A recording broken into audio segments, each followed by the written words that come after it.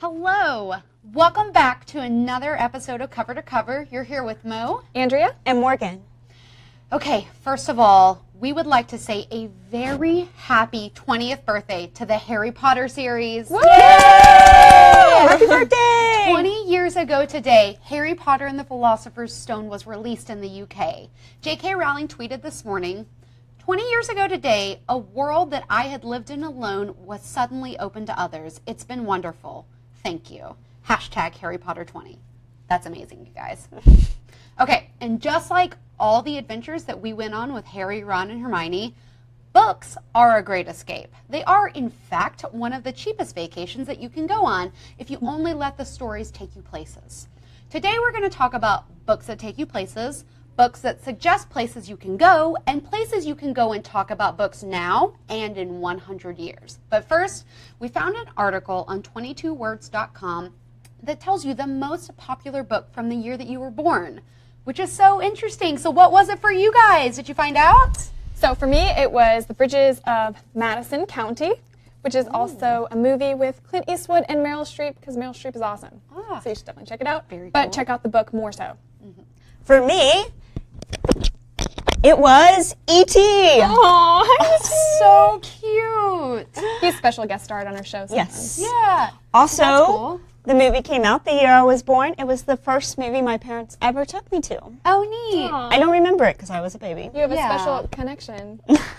Aww. And that book is one of the ones that was adapted from the movie. So the movie came first and they adapted the screenplay. So that's one of those really interesting situations. Yes. My book was Queen of the Damned by Anne Rice, which is totally awesome. I love Anne Rice and that series is amazing. So I was pretty stoked to read that that's what people were reading when I came into the world. Very cool. Yeah. Well, we would love to know what book was most popular the year you were born. So you can check out the article on 22words.com. We'll post a link to it in the show notes after the show. But right now, Andrew has another book recommendation for us that inspire us to walk in the footsteps of some of our favorite authors. Yes, so a new collection of essays is out now titled Footsteps. This book walks readers in the footsteps of authors along literary pilgrimages. Writers detail their favorite treks that take you through pathways of famous author homes, through places that inspired them, and the settings in which they wrote their stories. Some of the featured paths take you through Ernest Hemingway's Madrid, Jamaica Kincaid's Antigua, and Mark Twain's Hawaii. Writing travel books is tough, but someone's got to do it. So would you guys embark on a literary pilgrimage? Absolutely. You could pay me any amount of money and you should. I would totally do that, especially if it's in Hawaii or somewhere like that. True. I wonder if someone does get paid to read the book and do the traveling and do a review. That's like a dream job. Is there like That's your job. a magazine out there that wants to pay me to do that? Because I am there for it, 100%. Yeah. So we'll take a poll. If you guys want to pay for one of us to go on a literary pilgrimage, then we're totally down. We'll do it. That's- Yeah, We'll we're film there. it too, so you can be part of it. Yes, we'll Yes. take our crew and Let's go together. yeah. It'll be fun. Absolutely. Are there any of them in the Bahamas? Because I'm feeling That's where you wanna somewhere- be? Right. I want to be somewhere tropical and on a beach. Yes. Awesome. We'll find out. Yes. Well, speaking of exploring literature, Shiraz Iran is hosting the first International Academic Congress on Culture, Languages, and Literature this summer. The summit is scheduled for July 21st. The topics will range from language and culture to popular fiction and will focus on bridging cultural gaps in these arenas. They are accepting articles for inclusion in the conference until July 11th. The primary goal is to collect research data in the fields of language and literature. So what do you guys think about this? I think it's nice. It's really nice for countries, especially ones that you wouldn't expect to want to bridge that gap, to kind of come together and say, hey, let's take a look at what you're doing, what we're doing, and like see where it meshes. I think it's really cool. When I lived in Uganda, I remember going into a library and looking at all the books that we don't have access to. There's lots of people in Uganda writing great literature and poetry, and we simply don't have it, and that makes me a little sad. I feel like I'm missing out. Literature is, I mean, it should be crossing cultural gaps. It should be crossing time, crossing space, crossing everything. And that's, I mean, that's a really awesome thing about when you write a book. I mean, you want it to be out there for the world. Yeah, and it really brings up the question of what's happening in the modern age of our literature that we're sharing that, and how does it compare to other ages of literature? Like, have you guys heard of the concept of the golden age of anything? Is there such a thing as the golden age of literature? Is it past? Like, how does what we're doing today compare to those classics that we look at so revered? I think it's tough to say. It's really different. I mean, there are definitely books being made now that will be classics. I mean, think about Harry Potter. Yeah. What that means and what that will mean in 50 years. And maybe it's going to be assigned reading for students. Absolutely. And I mean, all of these other great books that are being produced now. Yeah, some other future classics that I know will be happening. The Handmaid's Tale has become the new post-apocalyptic look back at society. The way that we were reading 1984 and Brave New World, that was assigned reading. I really think in the future, The Handmaid's Tale will be taking that place. You think so? Even in high school? I think so. it's I think graphic? we're getting away from censorship. They're assigning more and more reading that's more adult sort of situations, which I think is the only reason it would not have been before, is because we're big on censoring younger people and the content that they're allowed to read. So My Aunt Susan recently sent me a link to books that they are making required reading for students, for freshmen at Stanford. And I don't think I knew any of those books on there. So oh wow, I think we're going to see a new trend of what's being required reading. that's cool. I know some other future classics I can think of. I know A Song of Ice and Fire by George R.R. Martin, whenever it gets completed, is going to make way and be the new Lord of the Rings for fantasy lovers. I mean, it's already been popular since the 90s, but it's carving out its little space in the classics section for sure. That's awesome. Yeah. Do you have any books that you love and like you can't wait to see future generations devouring as classics? Wow. Thinking like Life of Pi and Kite Runner will definitely be good ones that would be classics. Yeah, Life of Pi is a really good book. What do you guys think about The Hunger Games? Do you think that will be a future classic? I think it's interesting. I think it could be. I'm trying to think of like a comparable sort of book to compare it to that is currently a classic, but I can't think of any, so maybe it will. Maybe it's this perfectly individual sort of thing. Let us know what you think in the comments. Is there a book that you absolutely love that you hope will be a classic and that everyone will be reading in the future? Let us know. Well, girls, we have a great video to share with everyone today. This one is for all of you who have book lovers in your life. It's a way to woo them. So we're going to watch that video, and when we get back, we're going to talk about how authors deal with losing her words and how other authors prepare the future generations with a look back at literature. So enjoy this video. We'll be right back.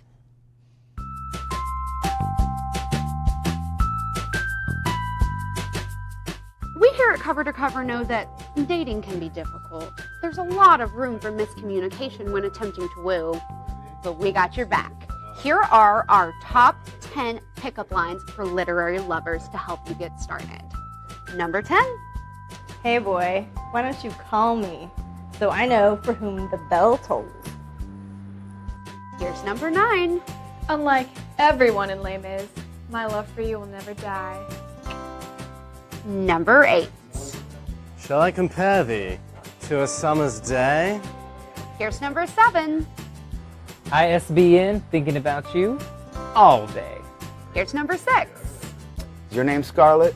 'Cause when I see you, my heart is gone with the wind.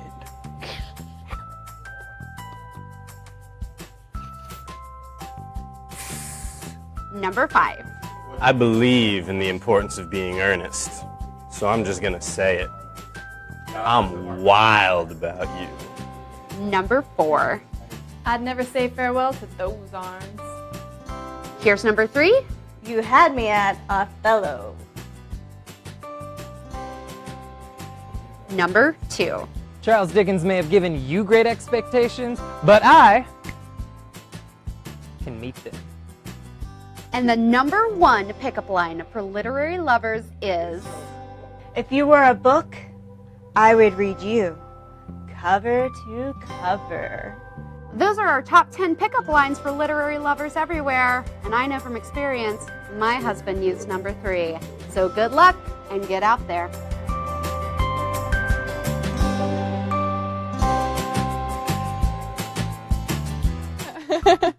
Well, we hope you enjoyed our top 10 tips for you. And now we'd like to look at a new book by Gerda Saunders, where she offers anecdotes and tips on coming to grips with a changing reality. Gerda Saunders is a former literature professor, and she has written a memoir to describe her slow decline with dementia. She has an interesting look into what life as an intellectual is like when you are acutely aware of your decline. Memory's Last Breath, Field Notes on My Dementia. In an interview with NPR's Melissa Block, Saunders states that her whole life path was determined by the fact that she had a good brain to start with, and now this big brain is being eaten away. She struggles with who she is becoming and what it means about her identity. This sounds like a really good and very sad memoir. Do you guys think it's important for us to share these sorts of devastating stories? I feel like absolutely, because it's so cathartic to write, so it must be really good for her to get that out there. And I mean, dementia is a huge, huge problem. Dementia, Alzheimer's, I mean, it's an epidemic that really doesn't get touched on a lot. And I mean, I think these stories are huge because it shows how fleeting life is and how we could just lose everything. Mm-hmm. And like my dad says, it's about the journey, not the destination. Mm-hmm. You know, so take life day by day and really embrace all that life has. I think this will be a great book for anyone who has a family member who's going through it. I can see it really helping them and helping them understand what's going on and how to cope with it. Absolutely. Yeah. And losing your identity is a big fear for a lot of people. So this book really addresses kind of deep-seated fears in people. So it's good for all of those reasons, and also that it puts it front and center that, yeah, things that you don't want to happen do happen, but you find a way to deal with it and rely on others to get through it. Yeah. So that's Absolutely. nice. Well, other writers are confronting the loss of literature over the years, and there's a widespread thought that in 100 years, literature as we know it will be completely different and possibly non-existent. Many authors are committed to preserving this old way of literature, and they are embarking on projects to make sure that a piece of today's style lives on forever. The Future Library is an art project based in Norway. 1,000 spruce saplings have been planted. Every year, one author will contribute a book that will get locked into the Library of Oslo time capsule, unread. In 2114, the time capsule will be opened and the trees and texts will finally be turned into books. The project was first created by Katie Patterson, and the project also includes a printing press with detailed instructions of printing books on paper.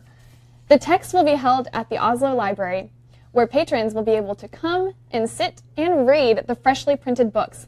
Patterson says, in its essence, Future Library is hopeful. It believes there will be a forest, a book, and a reader in 100 years. Margaret Atwood has turned in her manuscript called Scribbler Moon, never to be read for the next 100 years.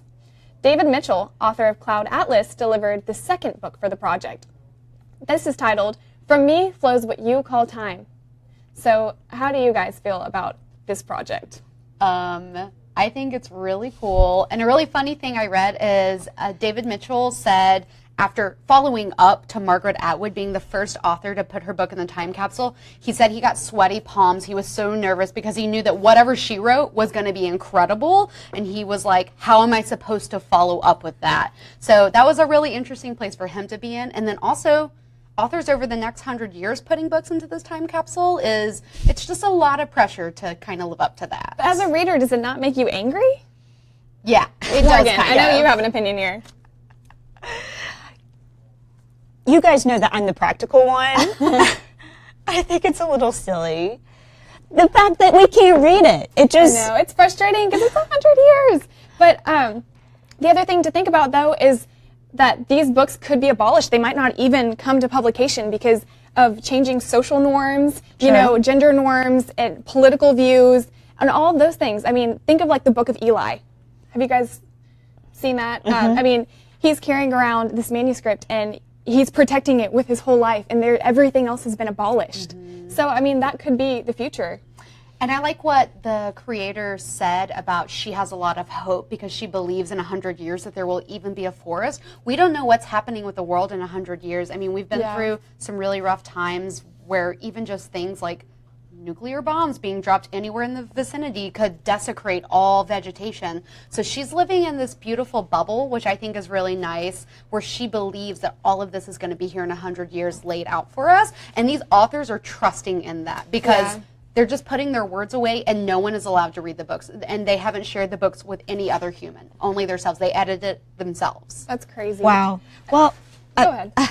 I like the idea of it. I feel like a jerk that I said it was silly. No, I hear really, you. I like the idea of it, but I cannot imagine investing my time and energy in writing a book and no one reads it and not knowing if anyone will read it. That Can you imagine the anxiety? And what if it's the best book they've ever written and they won't be around to find they'll out? never know. They'll never know. So, and I'm just being very practical. I wonder if in these authors in their will, they will, pass down this work. And so if it does become a bestseller 100 years from now, who in their family will reap the benefits of it? That's a good point. That's a very good point.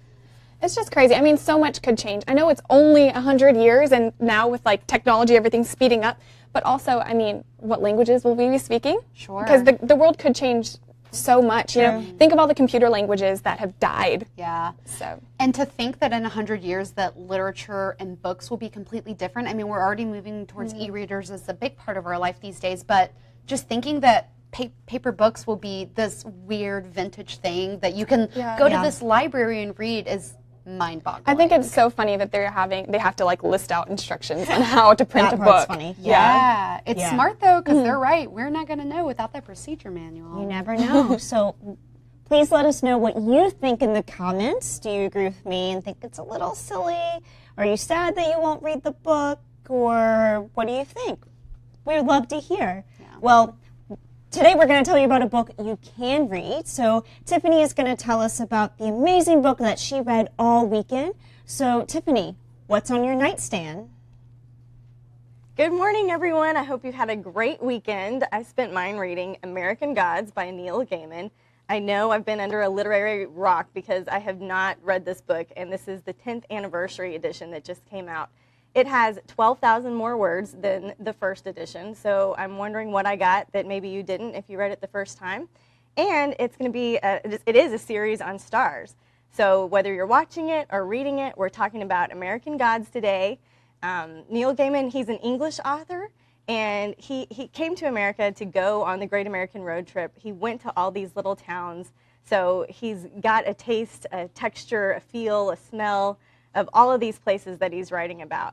And the book is a little darker than I thought it was going to be, so this is for mature audiences only, for sure. It starts out in prison. The main guy, Shadow, he's just days before his release, his wife dies in a terrible accident. He's on his way to mourn her at his funeral, or her funeral, and he gets offered a job by Mr. Wednesday. So they're kind of this ne'er-do-well type characters. They go on these criminal sprees, they're robbing banks, and you get a taste of America and what the true American gods are through Neil's eyes. So if you're interested in this book, it's a neat kind of fantastical look at Americana, and I would love for you to get it in the flash sale in the link below. Have a great Monday. Thanks, Tiffany. Everyone will have to check out American Gods by Neil Gaiman, which I love and also super recommend. Okay, but if you're into minimalism or choosing your own adventure, you will have to check out a completely blank book that is being published by About Comics. This publisher prints many graphic novels, but has decided to take on a new printing project called The Blank Comic Book. It comes bound with cardstock covers and 24 blank pages. The idea is that you can hand this book to a kid and they can create their own story, write their own comics or whatever, or you can take it to a convention and get custom drawn graphics by your favorite artist, or you could just journal in it, or you could do whatever. It's up to you. It's currently for sale in bulk, and you can get 50 copies for $58, or you can get 10 copies for $25. I know Morgan has so many feelings about this, so what do you guys think? Is this a huge waste of time and money? This is a rough one, though. I mean, okay, yes, it's a great idea, and you can promote this to your kids or to any age, but it's just a bunch of paper. I mean, it's like getting, like whenever you go to Disney World and you have to get that little autograph book, like the special book, And and it's you like get $30 everyone. or something. Yeah, and it's crazy. And instead of just getting like a notebook, Morgan's A like, notebook. this is the same thing. I will sell you this notebook. I don't think there's anything In wrong. bulk, you can get 50 copies for $58. I will sell this to you for $25. I think I have probably 25 of them. I'll do them $1 a piece even. Oh. So Yeah, you'll get 4 yeah. times as much as you paid for it, right? This one is a prettier one. Office Depot. I think I might have paid $2 for this one, where I write all my notes. Is that your journal? It's not my journal. Oh, your secret okay. information. No, it is just all my crazy notes. So, Yeah, I hear you. how is it what do you different than think, this? Mo? Let me know. My opinion is probably fleeting and changing the more and more I think about it, but I understand what they're trying to do. I Yeah, certainly for sure. do. But if I had a kid and my kid was like, Mom, what I want for Christmas is this blank book where there's absolutely nothing and it costs maybe a bunch of money, I don't know, I would probably just grab some computer paper and staple it together and be like, look, I bought you this thing that you'll also not care about. Or because even a you're kid. computer. I mean, people are doing that on their tablets now, right? Yeah, But they there are a million blank notebooks, really pretty, different designs Sure. at bookstores. Like, Yeah. how is this different than those? So if the pages are special and they feel like comic book pages, I could see the appeal for like if you wanted to, if you had an idea to write your own comic and you wanted to see it laid out. Or like they were saying, Comic-Con and other conventions, people are really big fans of like individual artists. So if you're going to wait in line for 3 hours and you want them to draw a special thing for you, I get that also. But a sketchbook could serve the same purpose as well. There, I didn't know there is such a high demand for these. Like I see these at the bookstore, and they're pretty expensive. They're beautiful, but they're expensive. Are they really selling? You know, they're selling so much that it's worth printing a different kind. It is interesting. Very good question. So let us know what you guys think about blank books by About Comics. And if you want a tangible book to read, don't forget to grab your copy of American Gods. I am reading it currently too, so hopefully there's no Two spoilers, copies. Tiffany. But yeah, grab your copy for 19 minutes after this show. We'll have a flash sale for 99 cents for this book, a Neil Gaiman book for 99 cents. It's a great deal. It's a steal. I'm going to order one today. Nice. Sounds good. Yeah. And if you share this post and send us a message with your name, your t-shirt size, and your address, we will send you a t-shirt Yes. today. We So share it, will. send us a message. Thank you guys so much for joining us today. I'm Mo, I'm Andrea. And I'm Morgan. and we will be back with you on Wednesday, June 28th in our new time slot, What? 11 a.m. Central Time. New time? Big You heard it news. here. So make sure you tune in Monday, Wednesday, and Fridays at 11 a.m. Central Time for the foreseeable future for our faces and our information to get you started. Until then, keep reading, writing, and being awesome. I know we will. Bye. Bye. Bye.